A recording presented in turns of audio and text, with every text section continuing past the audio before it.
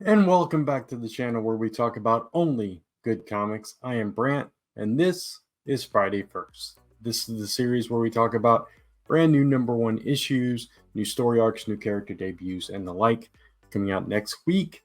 So this week we are talking about books that are coming out on February 27th and 28th, 2024. So, yeah, not a whole lot of books this week, I'll be honest. There are only three new number one issues that I'm going to be talking about this week. No shout outs or honorable mentions. It's a weird week where it's just a lot of continued storylines and things like that, or it's books that I'm not picking up or aren't on my radar or what have you, or they're books that I'm not exactly sure they're actually going to come out. So we'll have to see. So yeah, we got three books to talk about, but before we get into next week's books, as I have been doing for the past few weeks, I'm going to talk about some of the books I talked about last week. So I read four of the books that I talked about last week, and two of them were number one issues, and two of them were new story arcs or new direction or new character debuts and that kind of thing. So we'll start with let's start with Titans issue number 8, because this is the aftermath of Beast World. So we're continuing on to the next arc of that. And I think Beast World really helped this book get back on track, really helped it kind of find its footing a little bit, which I don't think it had found before Beast World. And it was on the verge of me dropping it, at least before Beast World happened. And that event really kind of rekindled the fires of I don't know what I'm trying to say here, but it made me like it again, basically, to put it in the simplest of terms I possibly can. Beast World made me like Titans again. So going into this one, I was already kind of on the high from Beast World because it was a really good event, and now we're kind of slowing things down, and we're dealing with the repercussions of this. And this is falling out of other parts of the DC universe as well, mainly Wonder Woman. There's references to the Amazon. Sergeant Steel is here on a news broadcast alongside Nightwing's sister, the mayor of Bloodhaven, kind of doing one of those debating talks on whether the Titans are heroes or a terror organization, or villains, whatever you want to call them. And obviously Sergeant Still is on the side of Amanda Waller and the Hall of Order and the Sovereignty Society and all that stuff. And the Titans are trying to still just go save people and be who they are. And at the same time, you're dealing with Beast Boy, who is back but doesn't really have memories of what's going on. So he's kind of in a dark place here, knowing that he's done some awful things.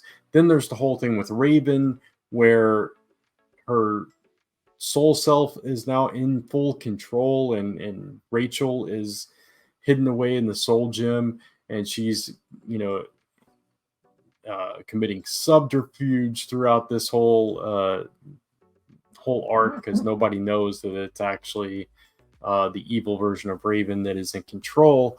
And that's where things are leading with that. They go on a rescue mission, and the people don't want their help, and we kind of get the seeds planted that this version of Raven is trying to manipulate and kind of take over and use the Titans for her own purposes. So interesting direction for all the characters.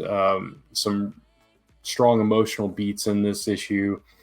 Not totally loving the Raven arc yet, but it does have some promise, and I enjoyed this issue, and I definitely enjoyed it far better than all the issues prior to Beast World. So I call that as a win.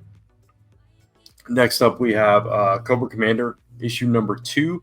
And the reason this one was included last week was because this is the Energon universe debut of the Dreadnoks.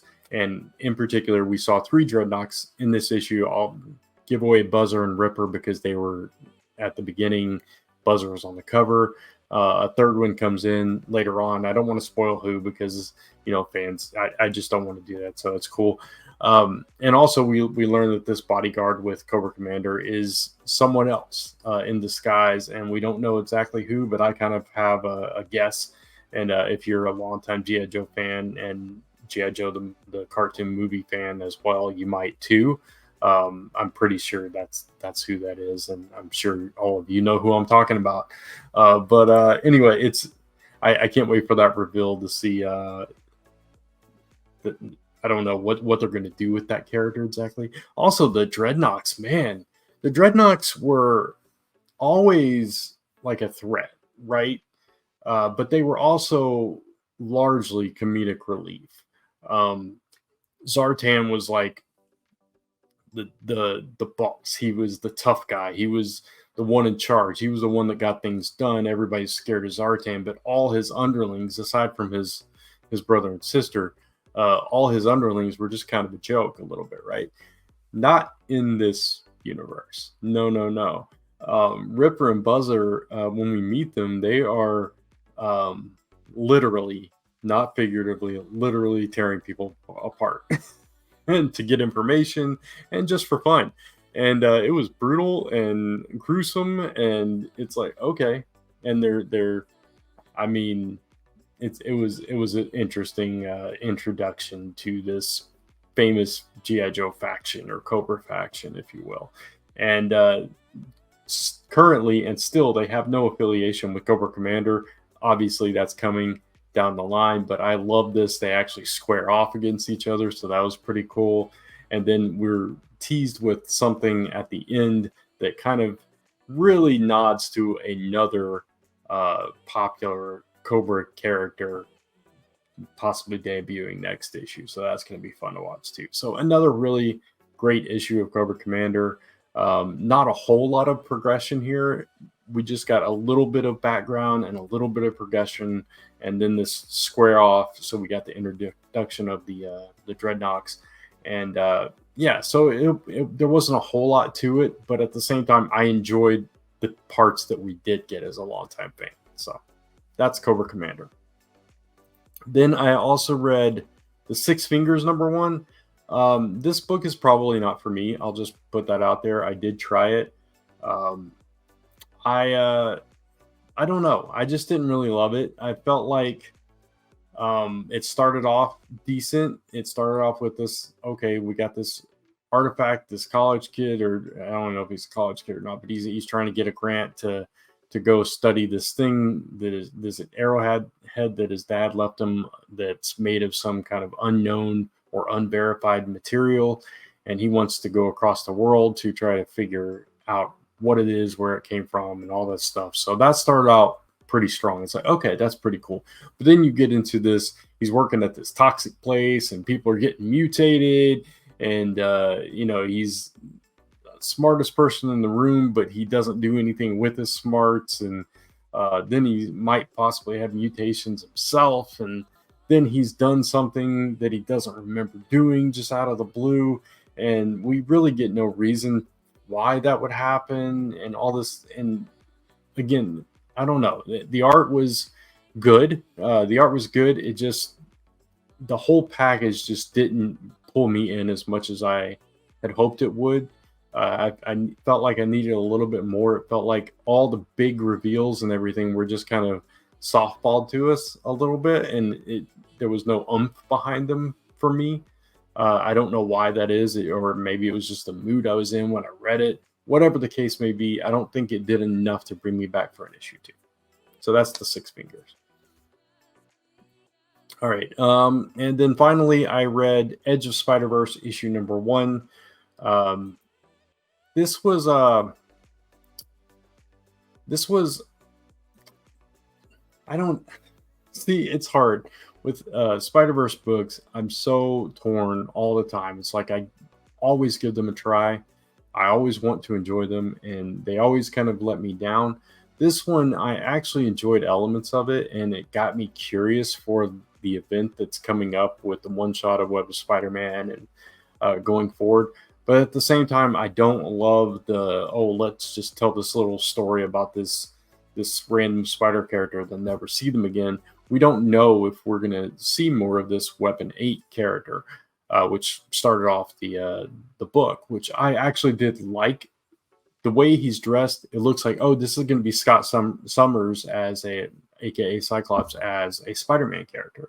It was not, but I thought that the way that they connected the whole Weapon X program, Department H, with Captain America and Wolverine and the Spider characters and how it all fit together was really interesting. And I would actually love to see like a whole story told in that world. I didn't love the art in that story, but I thought it was a decent tale. And I would actually like to see more of that particular Spider character, Weapon 8.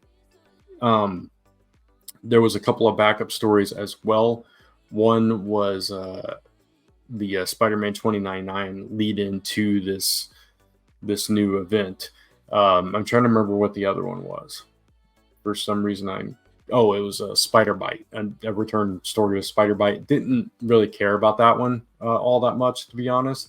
But the Spider-Man 2099 one, like I said, it had me intrigued because Madam Web pulls Miguel out of the time stream to tell him to assemble a team because a threat's coming, and before he can even pick the second person, this threat potentially shows up, and it's a lot of familiar faces, and they mention having an army, so it leads me to the Sinister Army thing, which was enough to be like, oh, that could be really cool. You know, a bunch of Spider characters versus a bunch of Sinister Six members. I don't know.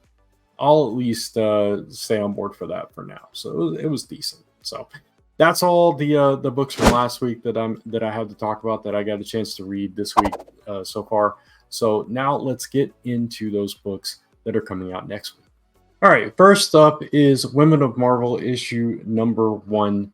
The reason this hit my radar is because Gail Simone is actually doing a story in this book. This is it doesn't say which story here, but I know that there's a Captain Marvel story, Scarlet Witch story, I think. I think there's a Boss of Space, which is Captain Marvel. So there's a Captain Marvel story, there's a Scarlet Witch story, you got Psylocke on the cover there. So all characters that I really enjoy, Erica Schultz, Gail Simone, Celeste Bronman, other creators as well. So a lot of cool creators telling stories about some of my favorite women characters in Marvel, or favorite characters in Marvel in general. Storm's up there as well. So I thought I'd give this one a shot. Gail Simone writing something in this book is always something that's going to get me to pay attention. So that's why this one is on my radar, and because I'm going to give it a potentially good. Next up, we have What If Venom issue number 1.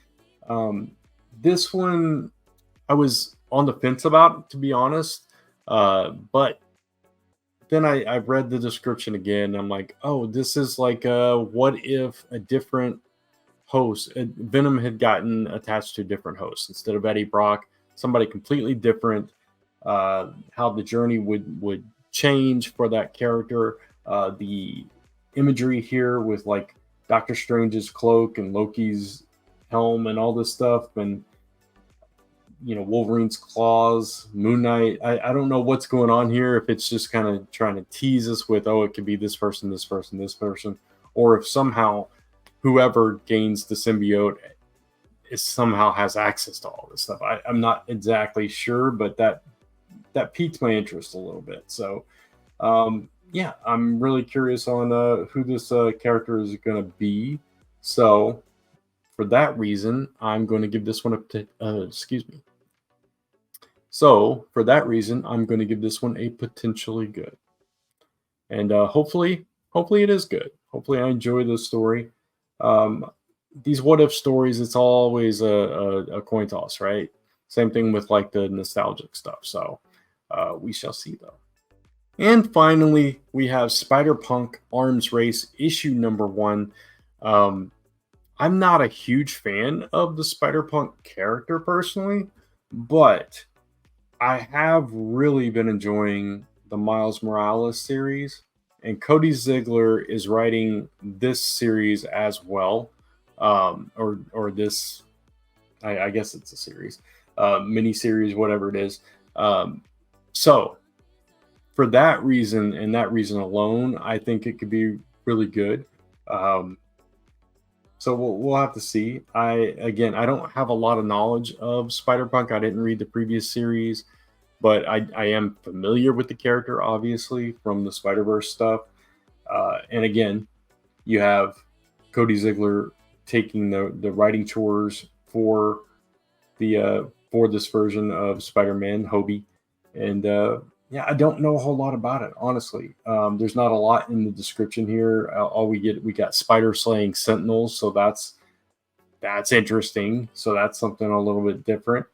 We've got Doc Ock and Justin Hammer in here with plans to take out Spidey as well. So yeah, I'm going to give this one actually a promisingly good because of the writer and the writer alone, and hopefully this book can change my opinion on Spider-Punk as a character overall. I don't know why. I know a lot of people like this character, but for some reason this character has not connected with me yet. So hopefully this particular book will connect with me so that I can jump on that bandwagon and be a Spider-Punk fan too. So there you go. Promisingly good for Spider-Punk Arms Race, issue 1. And that's going to wrap it up for this episode of Friday First. That's all the books that I've got to talk about. So that's kind of why I took my time on the first part of the show, talking about last week's books, because there just wasn't a whole lot of books for me to talk about this week. I had one more on the list originally, and I'm like, you know what? I'm probably not going to get that, so I'm not going to put it on the list and talk about it. So yeah, that's it. Hopefully you liked this episode. And if you did like this video, please give it a thumbs up. It really does help the channel. And consider hitting that subscribe and notification bell so you don't miss any of the other content on this channel, other episodes of Friday First, the shorts, other videos that I have and will do in the future, and all that good stuff. And of course, you can follow me across social media at Only Good Comics. And you can type into your browser onlygoodcomics.com. That'll bring you right back to this YouTube channel where we talk about only good comics. Until next time, take care. Thanks for watching. Keep reading those comics, and I'll see you soon. Bye. So, for this week, we're talking about books that are coming out on March 1st. Nope. That was just a mess. Yeah. Happy Friday. Talk to you later. I'm going to do that all over again. Scratch that. Oh.